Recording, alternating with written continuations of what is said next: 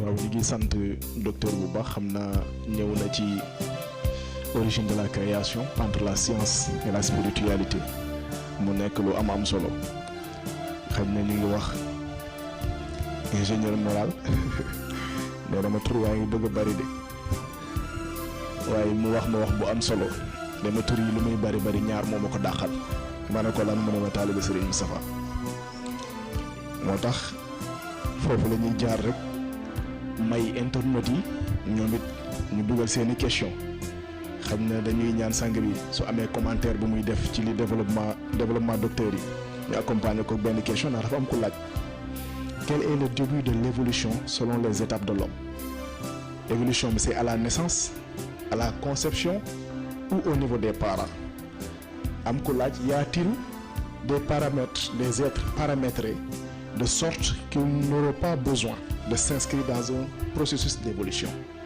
donc ñaari question yooyu ndax évolution bi day commencer ci conception naissance wala ci parents yi ak est-ce que am na ñoo xam ne aussi dañoo judd avec des paramètres déjà activés ba duñu soxla évoluer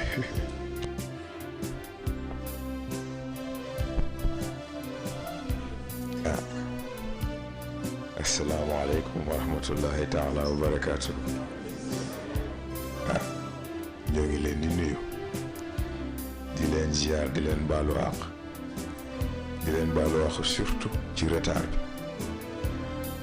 ndax ni ma ko waxee respecter heure dafa bokk ci respecter sa bopp te yéen ñii di ñëwootu góor gi waxuma leen ñun suñu temps waaye seen temps fi ñu ko teg ëpp na kon da ngeen baal ñu si tali baa xawoon xat ñoo ngi leen di ndokkeel ci koor gi xam naa sama ñaari mbokk yi moom dañu wax rek ñu ne la voix du Colisée waaye xam naa moo leçon ya desee moo ko xam naa dañoo ragal a tari waaye macha allah ndax njëriñ lu mu ndaw avancement la te avancement lu mu ndaw pas en avant la te pas en avant lu mu ndaw yaa ngi jëm fi nga soxla jëm kon nag sant yàlla waaye man nag balaa may dugg ci question bi dafa am question bi may laaj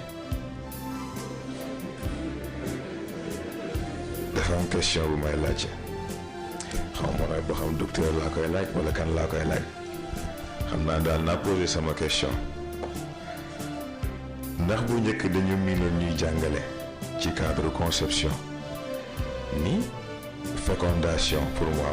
il faut un certain nombre de spermatozoïdes il faut que ñu wër ovule bi ki ci njëkk am chance dugg moom mooy judd et pourtant gannaaw loolu scientifique yi découvrir ni du loterie sélection la ovaire bi mooy xool spermatozoïde bi dëppoo ak moom mu ne yow kaay ba pare sécréter substance boo xam ne ñi si des yëpp duñu mën a dugg ci faay bi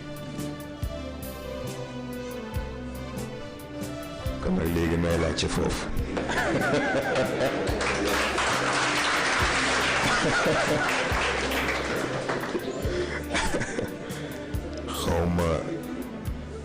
xaw ma domaine dimension physique ñoom may tontu xaw ma waa dimension mentale ñoom may tontu xaw ma waa dimension spirituelle ñoom may tontu waaye loolu daal laa bëgg ñu expliquer ma nu mu demee waaw léegi évolution wu nit fan lay tàmbali Cheikh El Hadji Malick moo ko tontu ba ay waajur ñëwee indi seen doom ne ko dañoo bëgg nga yaral ñu ko mu xool ne kii c'est trop tard parce que mu ne yàlla dana yar nit ñeent fukki at balaa moo judd waaye xam nga booba yar gaa tax ndax doom boo bëggee mu mel na nga bëgg mu mel da nga koy njëkkee ci sa bopp jikko ba nga bëgg mu am yar ko ci sa bopp xalaatin nga bëgg mu am njëkkee ko ci sa bopp raw gi nga bëgg mu raw njëkkee ko ci sa bopp moo tax en effet ci parents yi lay njëkkee waaye yamu fa ay étape la bu parents yi defee li leen war yàlla garantir ko doom juddu si mais nag moom it foog mu xool kan ngay jur, kan nga mérité jur ak lan la jamono soxla. C'est très important. bul calculer loolu ba pare nag ba xam exactement kan la lay jox. mais xam nga pour wax la nit ñi ñàkk dégg yi ñàkk dégg yàlla amoon na ay jamono fii ñu doon coow éducation sexuelle ci école yi lii lële mais dañoo déggul ndax yàllaa ko njëkkee. yàlla ba muy jàngale lim nangu diggante góor ak jigéen mais du tey ndax yàlla li mu nangu ci diggante góor ak jigéen ji moo ko jàngale ci sangu set. lan moo tax c'est très simple. loo war a sang dafa fekk mu war a tilim waaye loo xam ni waroo ko jëfandikoo ba mu war a tilim loo ciy doyee sang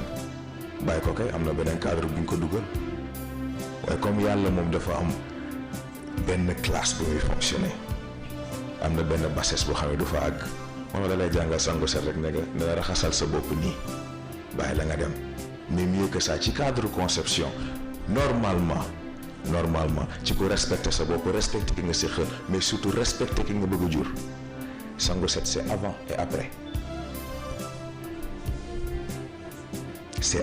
et après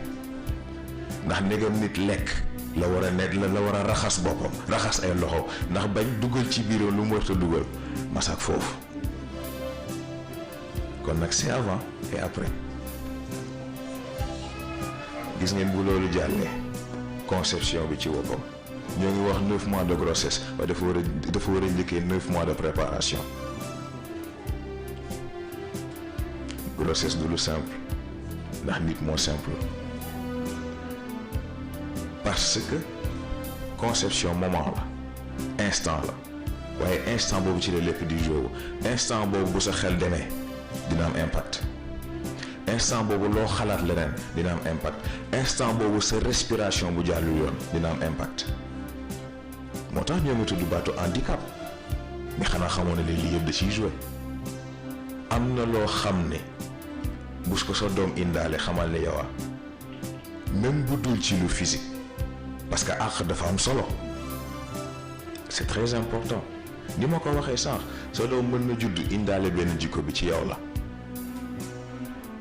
sa doom mën na judd indaale benn melokaan bi mën na nekk ci yow ndax sa doom mën na xëy sonal la façon boo xam ne danga dul bàyyi xel ne yow noonu nga sonale woon yàlla ni ko benn waykat wuyee rappeur la sax def ne man de damaa yedd sama bopp mu ne ndax man dama naan def fu ma toogee ñaan yàlla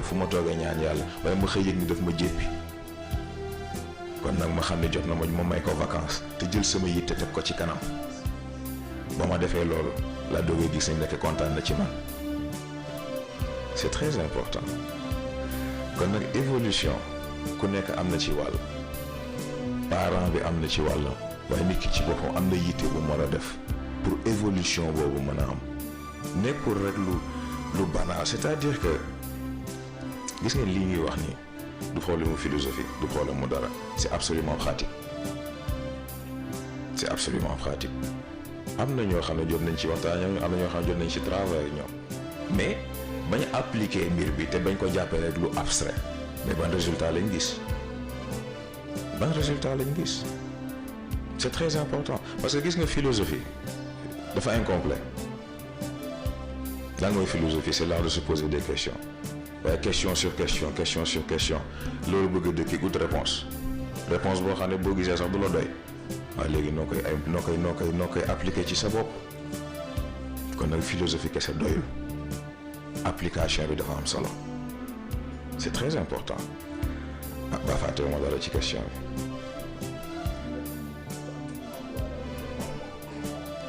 ok boobu tamit évolution ñëpp a ko soxla ndax yàlla ko njëkkee ci boppam ndax xam nga yàlla bu fekkee balaa mooy jàpp jullit dëgg laa wax yàlla moo ko nattee ci yonent bi mu fiy jóge fa mu tolloon foofu la teg baar bi et pourtant boo xoolee yonent bi ci boppam baar boobu weesu na ko yàgg na di dem kon nag évolution c'est absolument nécessaire ndax yàlla ci boppam dafa am benn seuil minimum bu mu fixé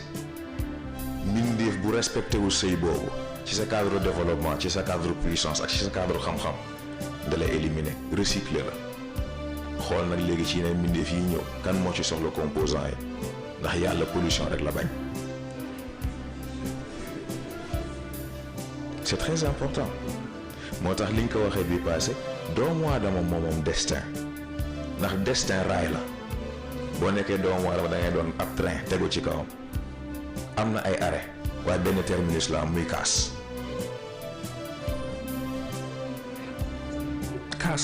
ndax yàlla soxlawul doomu aadama nit la soxla bu fekkee da nga yamale sa bopp nag ci train nga àgg boo àggee ñu xool lan lañ mën a récupérer dem joxe ko koo xam ne moom mën na koo jëriñoo mu jeex tàkk ci cadre nag genre pré-outillement boobu ñu leen di defal c'est que waaw la déedéet la parce que yàlla loo ñàqul mënu la ko fay ce qui veut dire que kon bu ñu gisee ni am na koo xam ne am na lu mu judduwaale bul jàpp ni fii la ko amee am na fu yàlla njëkkee ak moom am na fu mu jiitu am na fu mu jaar am na lu mu ñàq ba am li mu am waaye tamit bu ñu fàtte ne yàlla businessman la foo ne business nag ne investissement foo ne investissement ne profit waaye foofu it recyclage bi day ñëwaat waaye yàlla boo gisee ni investissement bi mu def ci yow mënoo fexe ba génneel ko bénéfice mais di retirer fonds yi te mooy li Serigne Cheikh waxoon ne wàlliyu nit dina judd nekk wàlliyu te du ko gaañoo foofu rek la dellu yàlla bu investir ci yow won ko ni équipe gagnante nga won ko ni résultat di nga ko teg won ko ni lim lay doyee dana mat won ko ni boo ko defee ba pare di nga ko ci tegal leneen mu xam ni kon yow liggéeykat nga bu ëllëgee balaa moo def ci keneen def ci yow foofu rek la toll waaye nag bu ñuy jàpp ni mbir bi ay jagle la jagle amul ci mbiru yàlla ñaari yaram dafa am foo jaar ak moom mu jox la lim lay jox xëy na nit ñi ñoo dul xàmmee lool waaye yàlla fi muy jaar ak ñi muy jaar moom moo ko xam ñi muy fay lim leen di fay moom moo xam c'est très important gannaaw loolu nag comme ni ma ko waxee investissement bi il faut nga fexe ba yow nekk investissement rentable c'est aussi simple que ça yaakaar naa mat na. fa tabarakallah yal na yàlla yokk leer dënn. amiin incha allah. xam naa dañuy dem ci yeneen question yi rek dafay topp logique bi ba léegi. tudd nga ni yàlla pollution rek la bañ. nga wax ni sunu physique mooy suñu premier environnement. muy laaj comment peut-on contrôler notre environnement. Et comment expliquer la complexité entre environnement, corps et notre esprit. Et pourquoi dit-on un esprit sain dans un corps sain? waaw kay foofu laa bëggoon tàmbalee sax xam nga un esprit sain dans un corps sain boobu nit moomu ko ndax xam nga ñoo ngi tudd noyau humain mais foofu la dellu parce que noyau humain mooy central bi nga xam ne moo dajale yaram xel ak ruux waaye boo yamalee mbir yi si un esprit sain dans un corps sain c'est parce que ruux la duggul wala bu duggee ba pare dàqu na kon nag foofu wax ji la ci foofu nag environnement bi pollution bi fa lay dellu ndax bu ñu nee environnement mooy yaram xam nga dañuy wax détérioration de l'environnement réchauffement climatique yooyu ñuy wax yëpp xam nga dafa am lu ñu comprendre ci li yàlla dajale ci nit bu may wax ni àdduna bi juridiction nit te sax du àdduna bi kese univers bi la juridiction nit la dafa am lu tax parce que nit bu yàqoo loolu yëpp yàqu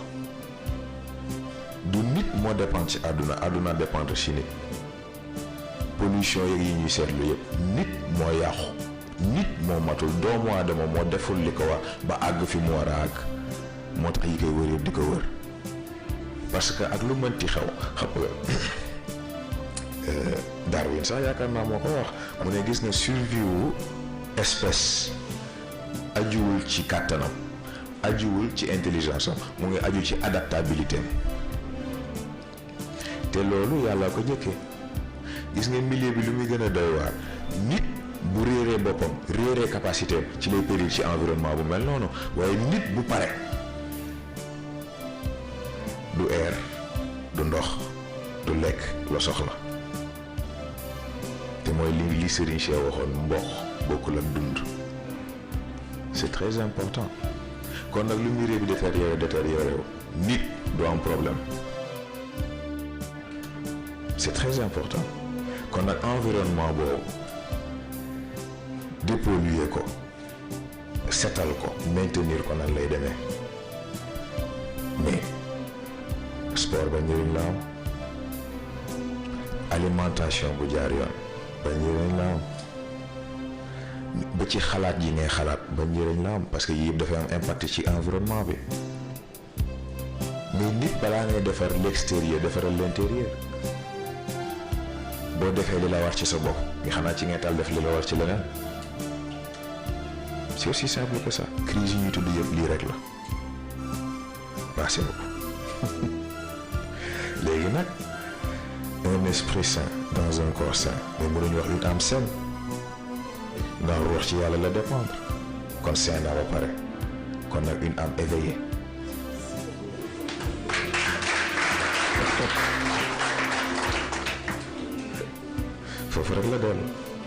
foofu rek la dellu ndax bu yaram matee yaram nga def ci moom li mu war a def ci yoon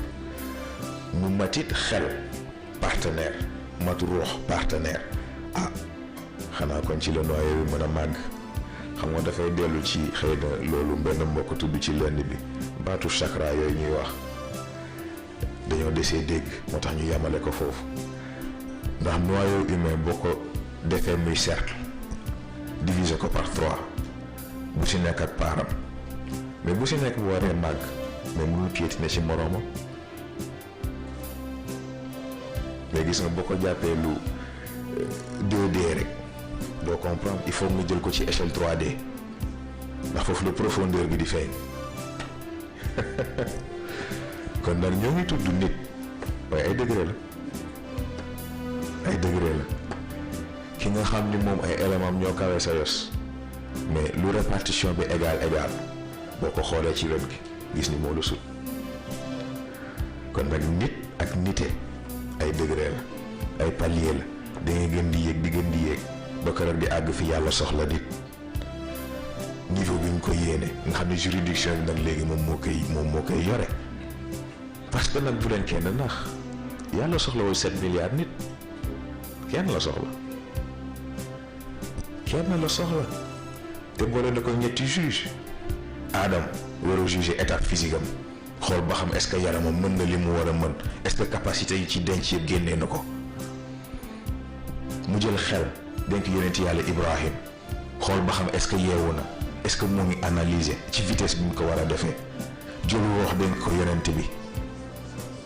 ndax mu mën a xam est-ce que réellement liggéey na li mu war a liggéey ci boppam bu ñetti yëpp dajee nag